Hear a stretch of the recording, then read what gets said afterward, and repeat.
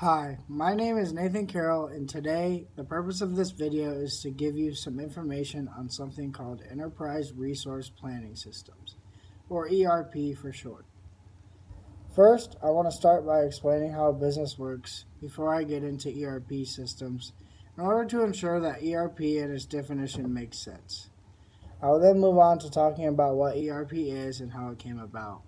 And finally, I will wrap up by talking about how it is used today and why it is so important in modern day business.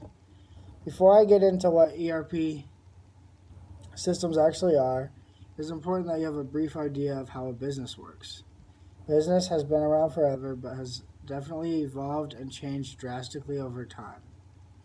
Prior to the 1980s, businesses were made up of different components such as inventory and order management, accounting, human resources, marketing, sales, and more, just like they are today, but these departments were portrayed in a brick-and-mortar type of format, making collaboration a weakness of many companies throughout the United States. Before the rise of technology, it could sometimes be very difficult if personnel from different departments needed access to the same information or information from another department. An example of this could be a marketing associate needing access to sales information in order to plan or amend the next marketing strategy for the next quarter.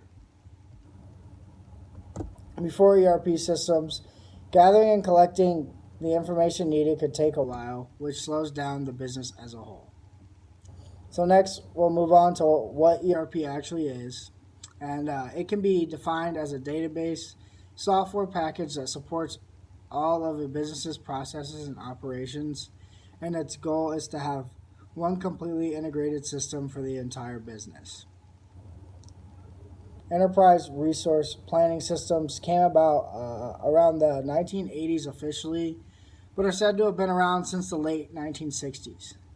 Two companies that have revolutionized ERP systems are SAP and Oracle, which are two software developer companies. Their goal, like mentioned before, was to integrate all of the functions of the business into one system. This idea is very helpful because it has allowed for multiple people who may be in different departments to have access to the same information in real time, which in turn speeds up business operations and ends up saving time and money for the company. Some known advantages to integrating an ERP system include helping users navigate complex processes. One example is accounting entry, so entering that type of information, and also when forming financial statements. It also prevents data reentry, which saves time and increases productivity, and also improves functions like inventory control and production in the business. And when you couple all these advantages together, you're able to help ensure that the business runs much more smoothly and at a quicker pace, which is extremely important in today's day and age of technology, because nowadays time is money. So the quicker that you can do things, the better off you're going to be.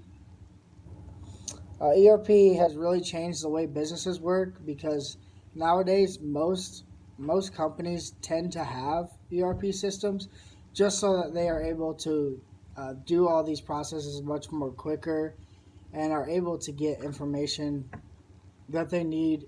Let's say, like I said earlier, in the marketing team needs information from the sales team or vice versa. They're able to do that more quickly instead of waiting around for the department to give them the information, which could take time, especially if the company is located in many different places. And with that being said, that is all just a little bit about ERP systems and how they have really helped business in today's age.